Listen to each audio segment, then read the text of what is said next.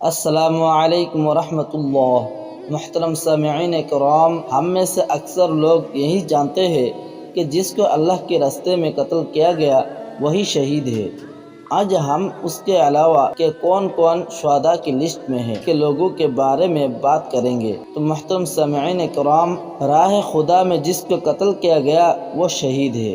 پیٹ کی بیماری میں یعنی دست اور استسقاء میں مرنے والا شہید ہے۔ پانی میں بے اختیار ڈوب کر مر جانے والا شہید ہے۔ دیوار یا چھت کے نیچے دب کر مر جانے والا شہید ہے۔ طاعون کی بیماری میں مرنے والا شہید ہے۔ ذات الجنوب یعنی نیمونیا کی بیماری میں مرنے والا شہید ہے۔ جل کر مرنے والا شہید ہے۔ حالت حمل میں مر جانے والی عورت شہید ہے۔ کواری مر جانے والی عورت شہید ہے۔ جو عورت حاملہ ہونے کے بعد سے بچے کی پیدائش تک یا بچہ کا دودھ چھڑانے تک مر جائے وہ شہید ہے۔ سیل یعنی دق کی بیماری میں مرنے والا شہید ہے۔ حالت سفر میں مرنے والا شہید ہے۔ سفر جہاد میں سواری سے گر کر مر جانے والا شہید ہے۔ مرابط یعنی اسلامی مملکت کی سرحدوں کی حفاظت کے دوران مر جانے والا شہید ہے۔ گڈھے میں گر کر مر جانے والا شہید ہے۔ درندوں یعنی شیر وغیرہ کا لقمہ بن جانے والا شہید ہے۔ اپنے مال، اپنے اہل و عیال، اپنے دین، اپنے خون اور حق کی خاطر قتل کیا جانے والا شہید ہے۔ دوران جہاد اپنی موت مر جانے والا شہید ہے۔ اور جسے شہادت کی پرخلوص تمنا اور لگن ہو مگر شہادت کا موقع اسے نصیب نہ ہو اور اس کا وقت پورا ہو جائے اور شہادت کی تمنا دل میں لیے دنیا سے رخصت ہو جائے وہ شہید ہے۔ جس شخص کو حاکم وقت ظلم و تشدد کے طور پر قید خانہ میں ڈال دے اور وہ وہیں مر جائے وہ شہید ہے۔ جو شخص توحید کی گواہی دیتے ہوئے اپنی جان آفری کے سپرد کر دے وہ شہید ہے۔ تپ یعنی بخار میں مر جانے والا شہید ہے۔ جو شخص ظالم حاکم کے سامنے کھڑے ہو کر اسے اچھا اور نیک کام کرنے کا حکم دے اور برے کام سے روکے اور وہ حاکم اس شخص کو مار ڈالے تو وہ شہید ہے۔ جس شخص کو گھوڑا یا اونٹ کچل اور رونڈ ڈالے اور وہ مر جائے یعنی کسی حادثہ میں مر جائے جیسے کار کا حادثہ، ہوائی جہاز کا حادثہ وغیرہ وغیرہ وہ شہید ہے۔ جو زہریلے جانور کے کاٹنے سے مر جائے وہ شہید ہے۔ پاک باز اور پرہیزگار عاشق جس نے اپنے عشق کو چھپایا اور اسی حال میں اس کا انتقال ہو گیا وہ شہید ہے۔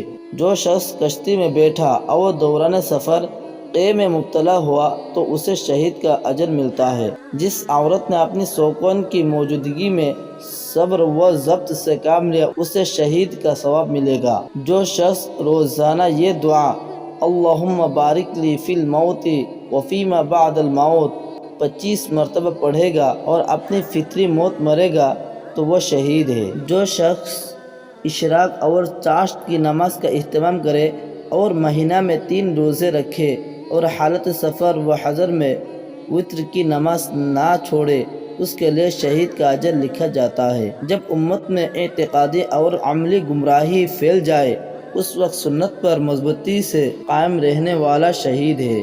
طلب علم میں مرنے والا شہید ہے۔ اور طلب علم میں مرنے والے سے وہ شخص مراد ہے جو حصول علم اور درس و تدریس میں مشغول ہو یا تصنیف یا تالیف میں مصروف ہو یا کسی علمی مجلس میں حاضر ہو۔ جس شخص نے اپنی زندگی لوگوں کی مہمانداری اور خاطر و تواضع میں گزاری وہ شہید ہے۔ جو شخص میدان کارزار میں زخمی ہو کر فوراً نہ مر جائے بلکہ کم سے کم اتنی دیر تک زندہ رہے کہ دنیا کی کسی چیز سے فائدہ اٹھائے وہ بھی شہید ہے۔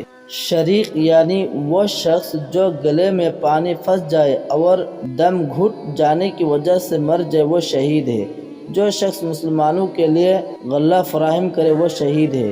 جو شخص اپنے اہل و عیال اور اپنے غلام و لونڈی کے لیے کمائے وہ شہید ہے۔ جو مسلمان اپنے مرض میں حضرت یونس علیہ السلام کی یہ دعا لا الہ الا انت سبحانک انی کنت من الظالمین 40 مرتبہ پڑھے اور اسی مرض میں مر جائے تو اسے شہید کا ثواب دیا جاتا ہے، اور اگر اس مرض سے اسے چھٹکارا مل جائے تو وہ اس حال میں صحت مند ہوتا ہے کہ اس کی مغفرت ہو چکی ہوتی ہے۔ یہ بھی حدیث میں آیا ہے کہ سچا اور امانت دار تاجر قیامت کے دن شہداء کے ساتھ ہوگا۔ جو شخص جمعہ کی شب میں مر جاتا ہے وہ شہید ہے۔ حدیث میں یہ بھی آیا ہے کہ بلا اجرت صرف رضائے الہی کی خاطر اذان دینے والا مؤذن اس شہید کے مانند ہے جو اپنے خون میں لت پر تڑپتا ہو، نیز وہ مؤذن جب مرتا ہے تو اس کی قبر میں کیڑے نہیں پڑتے۔